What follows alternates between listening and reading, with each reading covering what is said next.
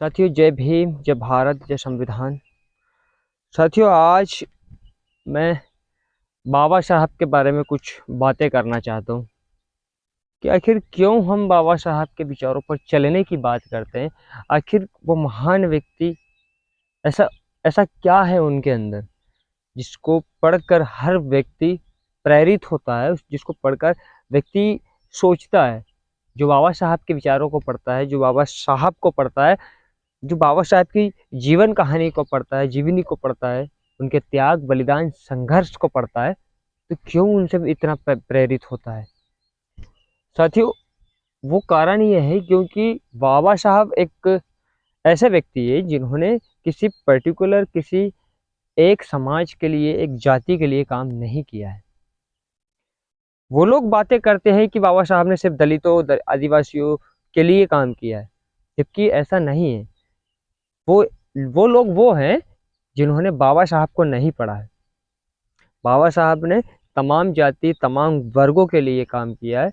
आज इस देश के लिए इतना बड़ा संविधान बनाकर चले गए जिसमें प्रत्येक व्यक्ति को वो आज़ादी मिलती है, वो तमाम आज़ादी मिलती है जो उसको एक जरूरी है, जिसको मिलना चाहिए।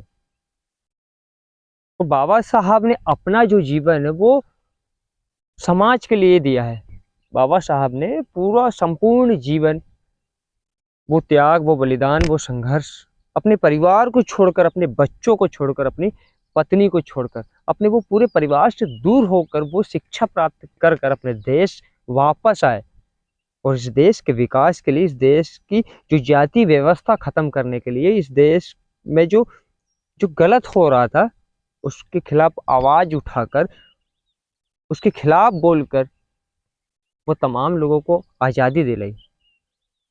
क्योंकि बाबा साहब की वजह से आज ऐसे करोड़ों लोग हैं, इस देश के तमाम लोग जो आज आज़ाद हैं। नहीं तो कहीं ना कहीं हम लोग गुलाम थे।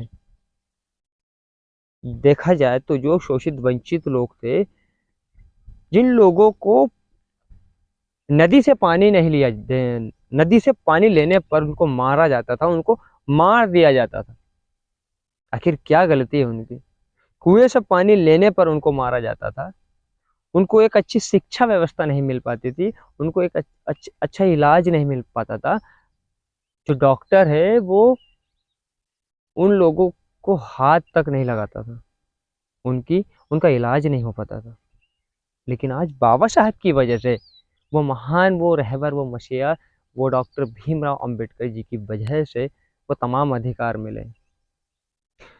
मैं वो तमाम साथियों से निवेदन करता हूँ जो बाबा साहब को पढ़े नहीं है कि यार आप एक बार बाबा साहब को पढ़कर देखें।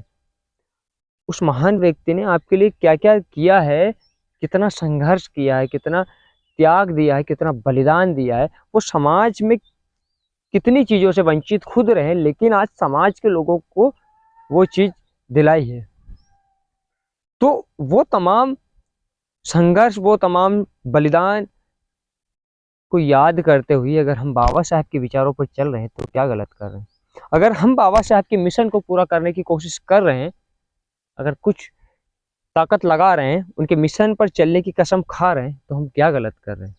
कुछ लोग हमें बोलते हैं कि आप गलत कर रहे हैं, बाबा साहब गलत थे। यार आप गलत हो, ऐसा नहीं है। बाबा साहब वो भगवान है जो हर व्यवस्था को लेकर चले हैं। शिक्षा में बाबा साहब ने काम किया है, जाति व्यवस्था को सही करने के लिए, इस देश की व्यवस्था को सही करने के लिए बाबा साहब ने काम किया है।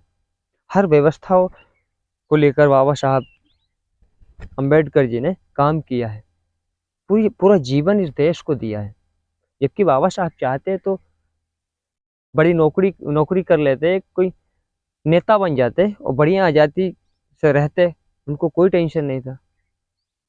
वो पढ़े लिखे थे, इस देश के सबसे बुद्धिजीवित व्यक्ति थे। क्या वो अपने जीवन में पैसे नहीं कमा सकते थे? जब इस देश का संविधान लिख सकते हैं तो क्या बाबा साहब पैसे नहीं कमा सकते थे? बाबा साहब अमीर नहीं बन सकते थे? गलत फहमी है। बाबा साहब सब कुछ कर सकते थे, लेकिन बाबा साहब की जो विचार था, बाबा साहब का जो दिमाग था, वो कहीं और था। वो समाज के दर्द को जानते थे, वो समाज की पीड़ा को समझते थे, वो गरीबों की पीड़ा को देखते थे, जब उनके बच्चे रोड पर खेलते थे, जब उनके बच्चे रोते थे, जब उनके बच्चों को मारा जाता था, प्यासे मर जाते थे, भूखे मर जाते थे। वो दर्द को बाबा साहब ने समझा है। वही दर्द उनके दिल में आग बनकर चुभा है, और उसी आग के कारण बाबा साहब ने पूरे परिवार को छोड़कर इस समाज के लिए जिया है। इस समाज के वो तमाम अधिकार दिलाए हैं जो बाबा साहब का सपना था। लेकिन आज भी कुछ ऐसे लोग हैं जो बाबा साहब को भगवान नहीं मानते, जो बाबा साहब को वो महापुरुष, एक अच्छा व्यक्ति नहीं मानते हैं। वो बाबा साहब के विचारों पर नहीं चलने की कोशिश करते। बाबा साहब वो व्यक्ति है जो इस देश में कोई दोबारा नहीं हो सकता। मुझे नहीं लगता कि आज के बाद इस दुनिया में बाबा साहब अम्बेडकर जी जैसा व्यक्ति, एक पुरुष जन्म लेगा। कभी नहीं लेगा। बाबा साहब अम्बेडकर जी को विदेशों में पूजा जाता है, विदेशों में उनके विचारों पर चलने की बातें की जाती है। बाबा साहब समानता का अधिकार देकर गए हैं। वो तमाम जाति वर्ग के लिए लड़े हैं। वो तमाम लोगों के लिए, महिला पुरुष बच्चों युवाओं, तमाम लोगों के लिए वो अधिकार देकर गए हैं जो उनको मिलना चाहिए। साथियों, जय भीम जय भारत। निवेदन करूंगा कि आप तमाम साथी बाबा साहब अम्बेडकर जी को पढ़ें, समझे, जाने, उनके विचारों पर चलने की कोशिश करें।